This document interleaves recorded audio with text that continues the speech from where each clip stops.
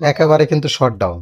ভোমরা স্থলবন্দর বলো বাংলাদেশের ৬৪ জেলায় যত ইন্ডিয়ান পোর্ট বন্দর আছে সেগুলো কিন্তু ইন্ডিয়ান বন্দরগুলো সবই বন্ধ।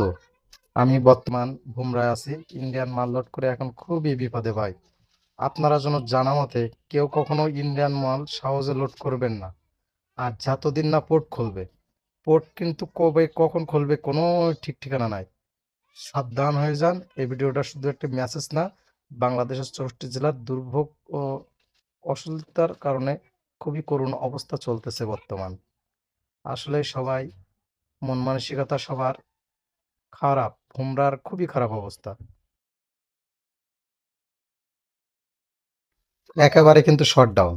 ভোমরা স্থলবন্দর বলো বাংলাদেশের ৬৪ জেলায় যত ইন্ডিয়ান পোর্ট বন্দর আছে সেগুলো কিন্তু ইন্ডিয়ান বন্দরগুলো সবই বন্ধ।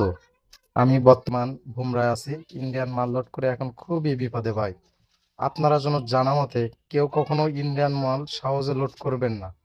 আর যতদিন না পোর্ট খুলবে, পোর্ট কিন্তু কবে কখন খুলবে কোনো ঠিক ঠিকানা নাই। সাবধান হয়ে যান। এই ভিডিওটা শুধু একটা মেসেজ না, বাংলাদেশের ৬৪ জেলার দুর্ভোগ ও অসুবিধার কারণে খুবই করুণ অবস্থা চলতেছে বর্তমান। আসলে সবাই মন মানসিকতা সবার খারাপ। ভোমরার খুবই খারাপ অবস্থা।